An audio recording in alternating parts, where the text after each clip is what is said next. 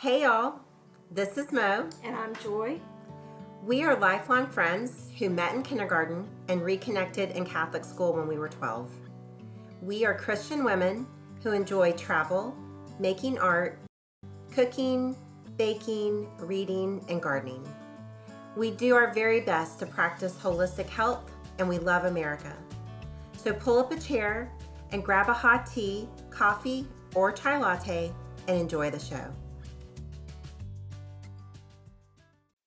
Today's job market is different from other times in history. Job seekers face a rapidly evolving workforce with changes in technology, generational attitudes, and even interfaces with AI. Our podcast will offer analysis, real-life examples, interviews, and discussions. We will explore solutions for the current workforce that is impacted by layoffs or just wanting to make a change. And we'll do it while having a laugh or two. Welcome to Real Talk for Today's Job Seekers podcast. Hello and welcome to the Real Talk for Today's Job Seekers podcast. I am Joy. And I'm Mo. And we are so glad that you guys are joining us again for episode 6. We are recording from your home office today, right, Mo? That's right. Right, so if you hear a little woofing in the background, that is Tanner. Tanner is how old now? Going on 15. Long-haired mini dachshund. And he's awesome. He has the best snuggles, doesn't he? Yes, he's the sweetest. Yes. Well, before we jump into today's topic, I just wanted to highlight something that Meta, formerly Facebook, is up to. Mo, you brought this article that you came across. It's an article by Ronnie Dugan on the HR Grapevine. We'll put the link up for you in our show notes. But it's all about Meta employees that are voicing frustration over the company's latest round of quote-unquote performance-based layoffs in public forums. The article goes on to read that the job cuts, which began this week, affected approximately 3,600 workers, which is 5% of Meta's workforce, according to an internal memo. And despite Meta's assertion that the layoffs are targeted towards low performers, many of the affected employees are disputing his claims. So Fortune reports that several have taken to social media to defend their work history, arguing that they were unfairly labeled as underperformers, despite consistently meeting or exceeding expectations. And one of the former Meta employees anonymously states, "The hardest part of Meta publicly stating that they're cutting low performers, it feels like we have a scarlet letter on our backs. People need to know that we're not underperformers." Mo, my jaw dropped when I saw this. What's your take on this? I was actually kind of ticked. Yes, and shocked. Honestly, I think I first heard about this, and then you went out to do a little bit more digging. Give a quick shout out to the All In podcast. That's really where I first heard about this being mentioned, and wanted to bring it to your attention because I thought it was quite unfortunate, I'll use that word, for the company. First of all, it's bad enough to announce layoffs and for employees to have to absorb that.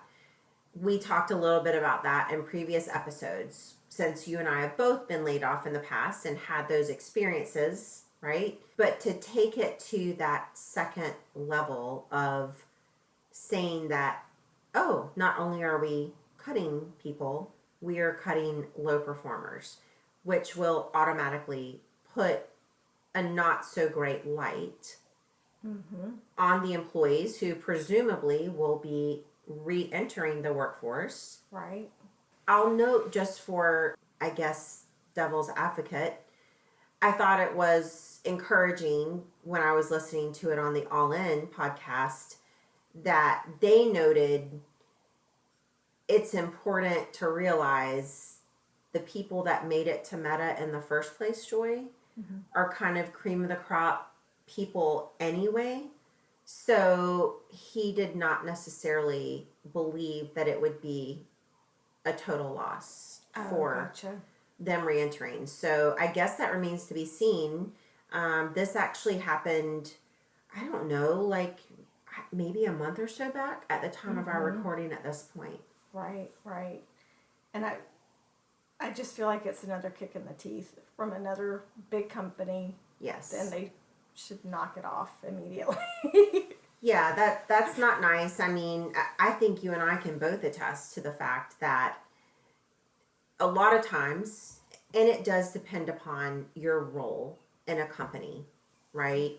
Your years of experience. Are you an officer? Are you not an officer? But a lot of times, there's certain things that, you are not supposed to say negatively about your former employer. Right. So I feel like that it should be the same shoe that they must wear. Yes, yes, absolutely. And I think this article falls in line with today's show topic. And Okay. it's just another thing that could potentially affect the length of time. Yes. So today's topic, how long should my job search take? And in general, there's a variety of factors that come into play.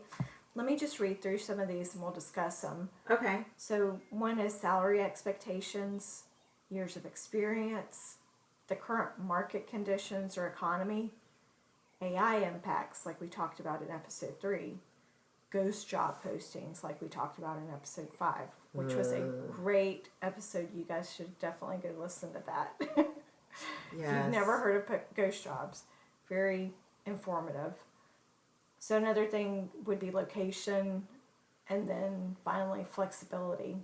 So Mo, let's go ahead and dive into these. What are your thoughts on the factors that play into the job search time frame?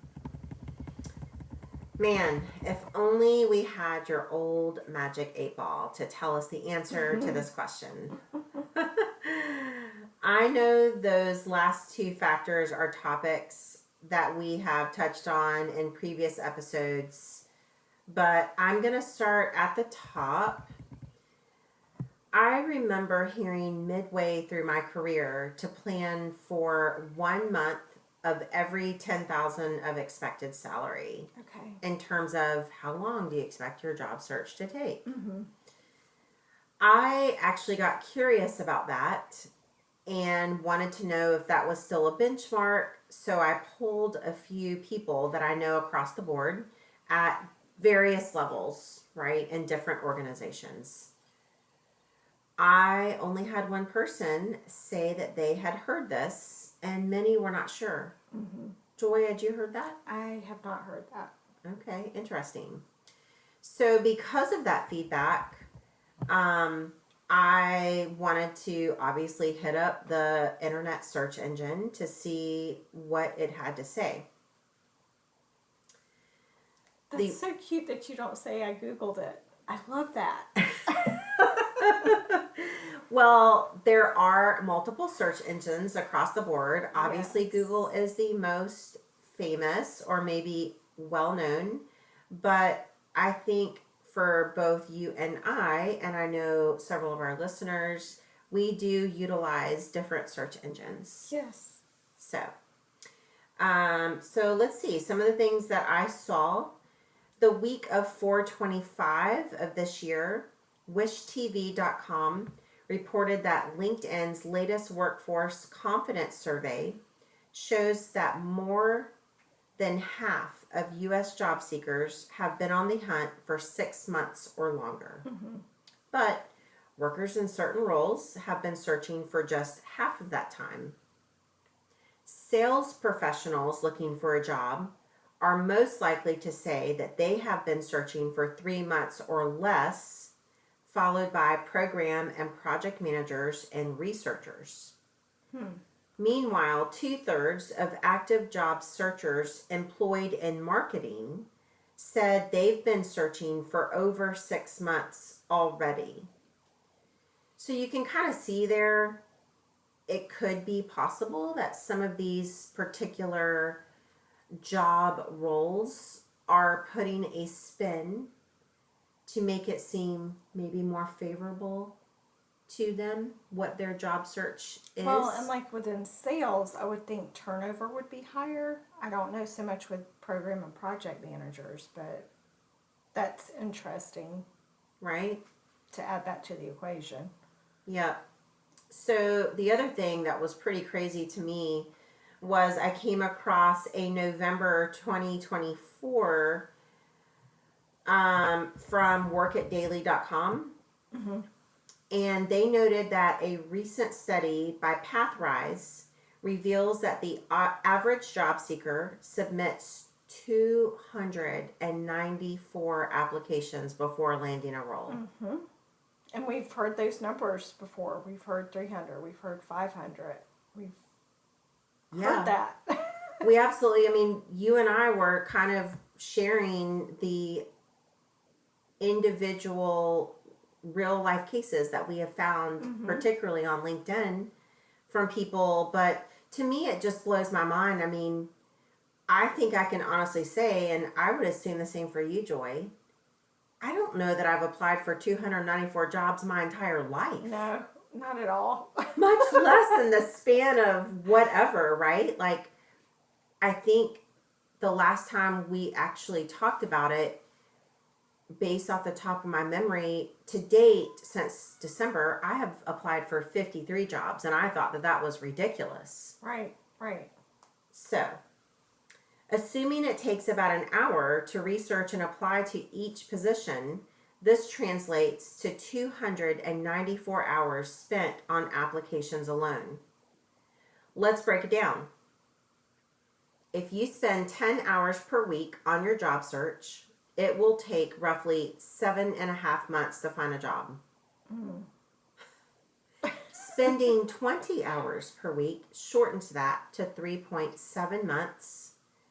And presumably, if the math works, at 40 hours per week, you could potentially secure a job in 1.5 months. Straightforward?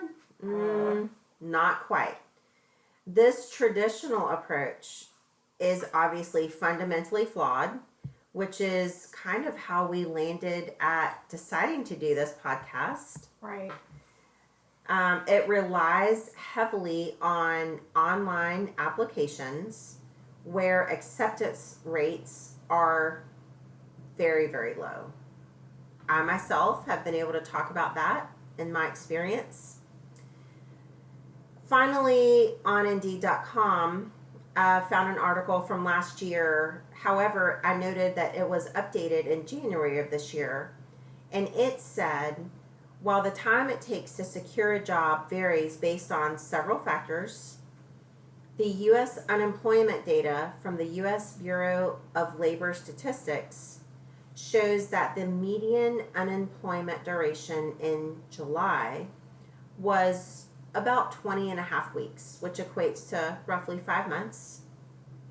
This includes all unemployed people, even those who are passively looking for jobs or possibly interested in finding a new job.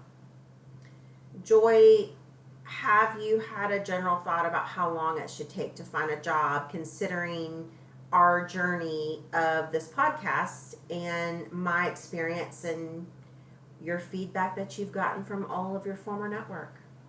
So before this podcast and before I learned what I've learned in the last few episodes, I thought that it would take 1 to 3 months to get a job and maybe 20 or 30 applications. Okay. I had no idea Yeah. that the workforce was like this these days. I don't really think that I was prepared for, let's just be honest. Clearly, I was not prepared for what I was embarking upon. Right. We highlighted the salary expectations briefly. I definitely think years of experience impacts your job search a person who's been midway or more mature in their career, they're going to have more network and maybe more thoughts on where to go, and they have all their experience. However, that's different from someone entering the workforce. You know, that looks different. Current market conditions, economy, obviously that's going to play a factor at any time, whether it's a good economy, a average economy, and a less than desirable economy. All of those things will clearly play into not only your job search, but everything else about life in general, right? Right. I'm going to skip over AI impacts and ghost jobs since we've covered those in more detail in previous episodes. But I think it's important to note that location does make an impact. You know, Joy, you and I have talked before that our general metropolitan area is pretty heavily financially service based. Yes. So what we, I think, have seen over the course of our careers is that once one of those companies starts having some heartburn, it tends to kind of spread Right. the fun and whatnot. The last thing is flexibility. And for me, I lump several things into that. Your willingness to relocate physically. Are you still trying to hold on to the hope of working remotely? Is it a hybrid type of role? There's a lot of things that can kind of dictate, and we've both seen a huge shift in companies changing their remote workers policies. I've even heard of some employers, Joy, incentivizing employees to come back to the office full time, like pre-COVID days. Right.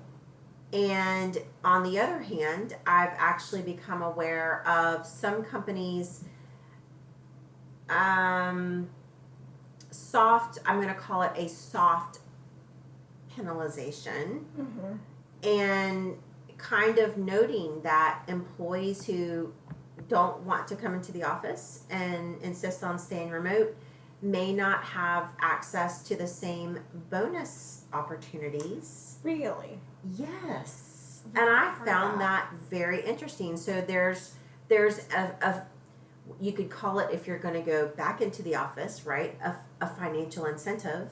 Yeah. However, if you're gung-ho on staying home, being willing to take that, hit, so to speak. They let the genie out of the bottle, letting people work from home and forcing them to work from home, and nobody wanted to do it, and now nobody wants to come back. I think corporate America screwed up big time. If you think about it, they didn't really have a choice. And I think obviously I can only personally speak for the industry that I've worked in. But I think depending upon your role, in general, financial services have been reluctant to allow remote work. Right. And they would cite a number of reasons. And I think, honestly, there is validity to some degree, right? You do work differently when you're in an office to a degree. And there's a lot of factors that go into, some people aren't as motivated if they're at home. Right. Some people can't stay focused. There's definitely arguments on both sides of the fence. And there are definitely needs based on the role and the maturity and all the things. Right. But I definitely think if there's the opportunity and the candidate is a good candidate to be remote, I still think that it is important to have that on the table. Yes. Me personally. Absolutely. Well, let's move on and talk about a couple of other considerations. One thing is, do you want to stay in the same industry? when I was thinking about show notes for this, I actually flashed back many years back into my career. And I remembered a friend who decided to leave the mortgage industry after working in it for several years, probably 10 years or so, I'm guessing. Mm-hmm. I recall being so surprised at first that she went back to school, got the appropriate degree, and went on to be a high school guidance counselor. That's interesting. That's a huge jump. Very different than being a mortgage originator, Right. right? Which is technically salesy to a degree. Right. I just remember feeling so in awe and somewhat inspired by her ability to make such a change. I mean, Right. it was a major commitment for her from an education perspective. She had to sacrifice some family time and all of that to make that change, but And boy, what a lifestyle change too. absolutely, summers off and Right. the things. Right. That's always been in the back of my mind. So the Mhm. thing is, the real message is, yes, you can absolutely do the thing Yes. if you're willing to put in the time and energy and make it happen. Recently, while I was working with a recruiter, I learned that he had previously had a successful career in mortgage servicing. Following a layoff, he decided to do something new. And it was actually even more than that. The real thing is, I learned that he has completely reinvented himself, Mm-hmm. like at least 3 times that I can remember him telling me in the conversation. And each one was so different than the time before. Right. So it kind of got me to thinking about what type of motivation and the ability to adapt to those levels of change. Right. I mean, think about here we are. We've kind of been in our space and generally done our thing. But this person had taken over, I think it was like an Irish pub or something, and did all the things and got very successful. And then, life happened, things outside of control, and You pivot. right, a complete pivot. Did a little bit in real estate and then wound up landing in mortgage servicing, that general area. I think he did about, I don't know, 10 years with that. Mm-hmm. And that's a very intense role. Right. Really intense, right? And it's interesting personalities in that space. And then he landed in the same spot we've talked about, Joy, with layoff. Right. And wound up getting a opportunity to move into the recruiting space. So you can do the things. And I just think about it like, what would it look like to reinvent myself Mm-hmm. every 10 years? Like, I would say probably I've done a reinvention every 20 years. I mean, you graduate high school, you change. Yeah. But gosh, every 10 years. Oh. Right? I can't really imagine it. I know. I mean, for me, I think about 10 years and I'm like, well, I had the unique experience of working for the same SVP for 10 years. That hardly ever happens Right. in our world. You bounce a lot. Right. And so I felt like I had some pretty stable roots off and on in my career, even through all the changes and the mergers and acquisitions and the things. I have personally tried to hop industries a few times. I got down to the final 2 candidates 2 or 3 times and lost out to someone who had industry experience. Mm-hmm. While I did spend a few years in the insurance space, which is completely different from mortgage banking, I actually never, from a career perspective, left financial services. Joy, I remember you talking in a former episode about how a layoff helped you, kind of pushed you, so to speak, to move from the business to IT, but you also stayed in the same industry. Can you share some more detail for our listeners on that? So, yes, I spent about 10 years in a call center when I made that move from the mortgage side of the house over to the IT side. And 10 years in a call center is probably 8 years too long. But I had some family chaos going on, and the stability of that role kept me there. But when I was able to move up and move on, I just kept leapfrogging in my career because of mergers or attrition or positions coming available for other reasons. And honestly, I was a good worker and I loved my clients. I kept my word, I did my work. And I loved IT, but the pace and the workload in that environment got to be unbearable, which, looking back, they were getting ready to shut down our site and offshore a lot of our production. And I still have this one pal that's still in the business in another location. And he shared that they literally have implemented a vending machine system to deploy computers to customers. And I can't fathom or understand that. Wait. Okay, hold on.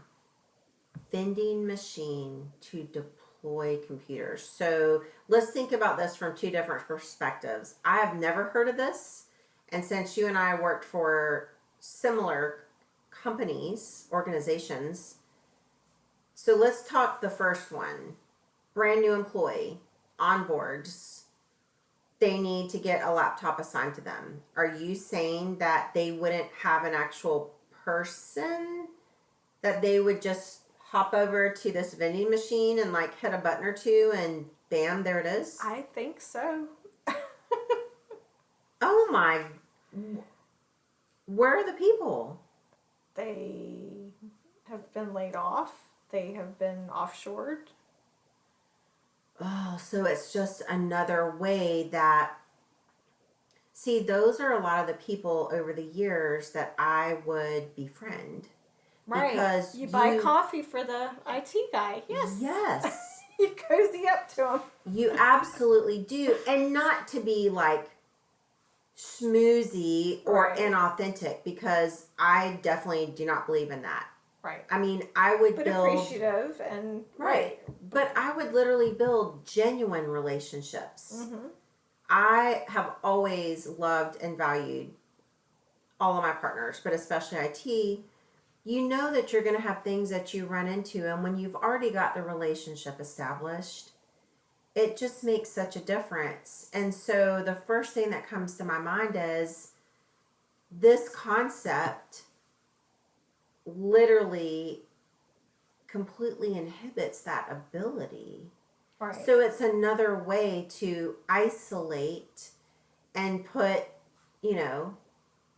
Rapunzel up in the castle, so to speak. Right, and these people are so stressed out, and it's their first day of work, and they don't have a human to talk to, and they don't know how to set their passwords, and it's awful for the end user, right? Yes.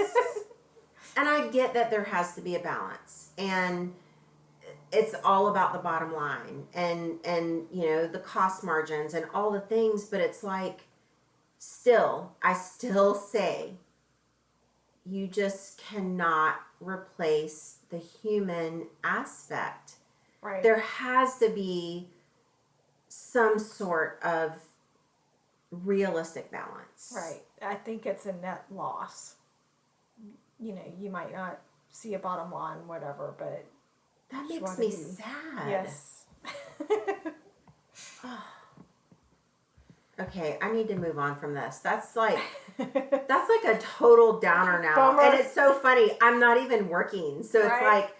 like, okay, when I finally land, am I going to get a vending machine?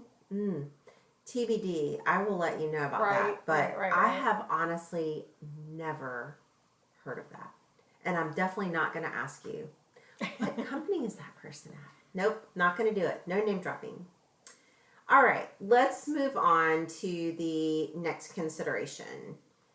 Should you consider getting a license or certification? And if you do, is that going to be relevant to your current field, or will it be part of your path to leaving your current field? I can actually personally speak to this one. Both my husband and I decided to get our 215 life annuity and health license a couple years back. And boy, was that an experience. Mm-hmm. It felt like college entrance type things all over. It was very intense. I hadn't really studied to that level in a while, and it was foreign information, completely different. But we both did go on to get our licenses, and it was a proud accomplishment. Yes. For us. Joy, this is what you did when you went to IT, right? No, not exactly. Oh, okay. When I started, I was really green, and I just learned on the job. Okay. OTJ. After a while, when I got positioned under different business lines, I had some incentives to get certifications. Mm-hmm. So I did a little of that. The A+ certification kicked my tush. I think I had to take one of the pieces of it 3 times, which I'm not proud of. But stuff happens. It aggravated me because it was information that did not help me with my daily work. And just like I'm hearing about schools today and colleges, there's a lot of memorization to take a test that does you no earthly good. It doesn't teach you how to think. It doesn't teach you critical thinking. It just is rote memorization. So let me get off my soapbox about that. Let's go on and talk about, should you learn an entirely new skill set? And what does that look like if you stay in your industry or if you try to leave it? Okay. My commercial for that would be that you need to constantly be a lifelong learner. And yeah. I do not put a lot of confidence in the colleges today, as I just took a swipe at them a couple of seconds ago. I think colleges teach you discipline. Yes. If you're a willing student, of course. Of course. It can teach you how to study, how to research. But I'll be honest, just in the last 5 years or so, learning to think for myself and apply common sense to things, I like my mind a lot more these days. Mm-hmm. Skills and trades, especially soft skills or skills that are easily transferable from industry to industry, like speaking and writing, emotional IQ, reading body language, business psychology. Yes, yes, yes. But would I go out and learn an entirely new skill set? I don't know. Should I? Should you, Mo? I don't think at this point in my life I'm looking to completely learn a new skill set. I think my answer would look more like supplementing my existing skill set. I know we're going to talk about some interesting things and different paths in our next episode, so I don't really want to delve too much into that. I think for me, and I think it's true for you, right? Doing this has actually been a completely new skill set. Absolutely. It was so challenging for me to get a little bit of comfort level to find what I wanted to say in a meaningful way and learn how to record. Right. How to have that dialogue with you. What types of things that I wanted to focus on. To me, I feel like this experience with this podcast, which is a very situational podcast, I think I would say, right? It's very specific to what it looks and feels like to be a job seeker currently and all the different parts that can kind of flow into that. Something else that you made me think about kind of on the fly here when you were talking about schools and critical thinking and all of that. Mike Rowe popped up Oh, yes. into my mind. And it's so funny. Like, I guess I feel like I'm starting to name drop a little bit here or there, but Mike Rowe to me has been such an inspirational type of person. I didn't really know that much about him until some years back, and I kind of accidentally stumbled upon.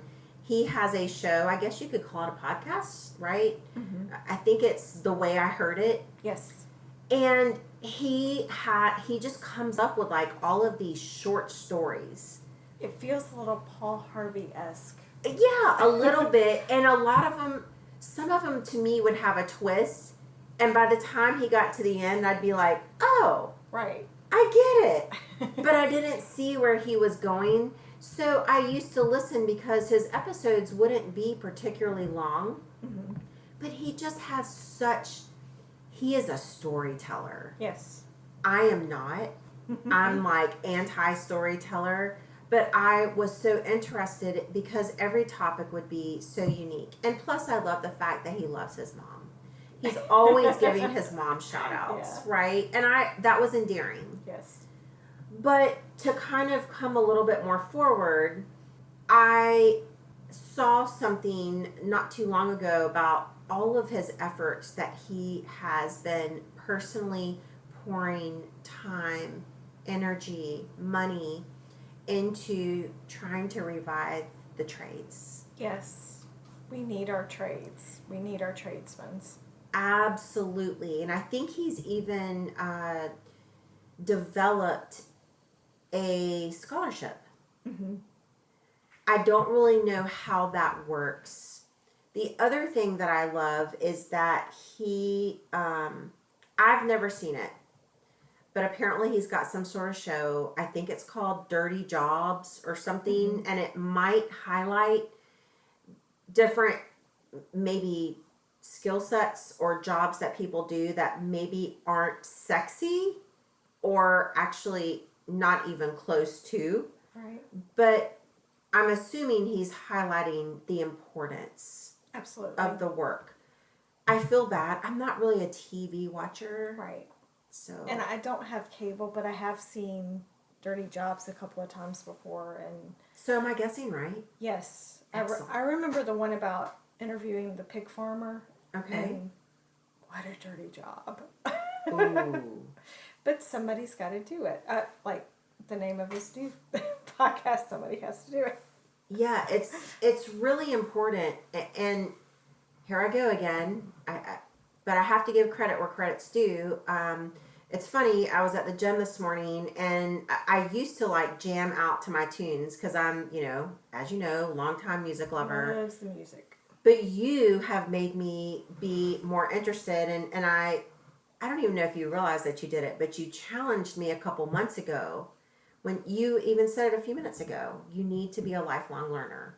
Yes. And so you were telling me about all the time that you spend in your car and your travels and your road trips, and that you don't always just listen to music like we used to do back in the day, that you actually prepare things or listen to podcasts because you're wanting to mentally engage right. in that time. And,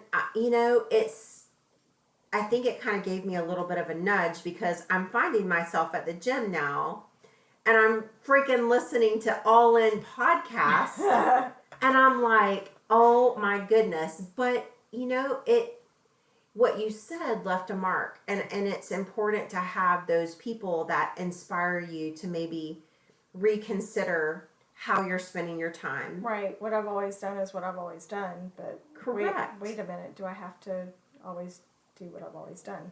Exactly. And my gosh, see, we wound all around. I was gonna call out something that I heard today on All In. Oh, you were talking about the pig farmers.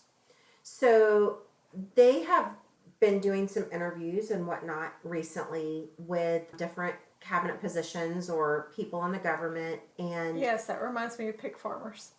it does, because they were talking about they had, I guess, the head person of the agriculture. And it was alarming to me for her to just briefly highlight the number of farms that were losing. Yes. And the numbers were staggering. So obviously, pig farmer, that falls into that. Those jobs are critical because I do agree with her. A nation needs to be able to primarily feed itself. Absolutely. Absolutely. Our farmers are critical. Yes. That's kind of how I feel about it. I would love to enhance my existing skill set, but this to me has probably been the biggest stretch that I've had in a long time, and I've appreciated that. So you will not be going and becoming a nurse anytime soon?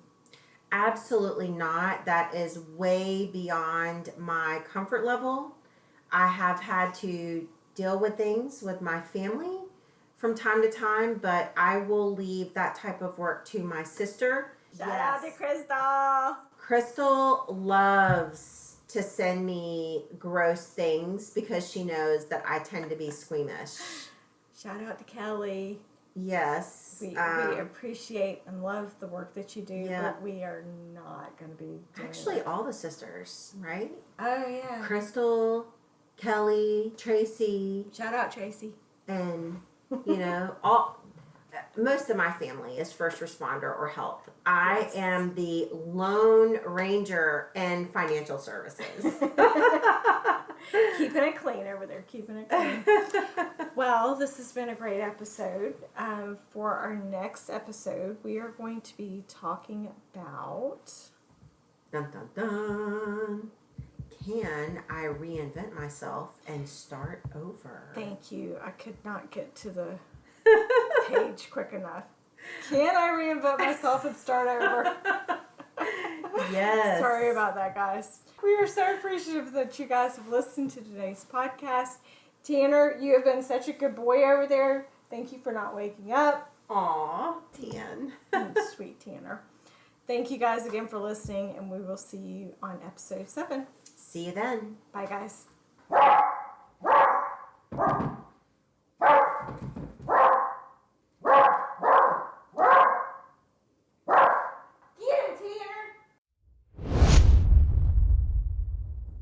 We want to thank you for listening to the Real Talk for Today's Job Seeker podcast with Mo and Joy. If you want to advertise and connect with our many listeners around the country, please reach out to us at realtalkfortodaysjobseeker@gmail.com. If you have any show topic, join us on our Facebook page to give us any recommendations and also to find out about upcoming shows. Thanks again for listening.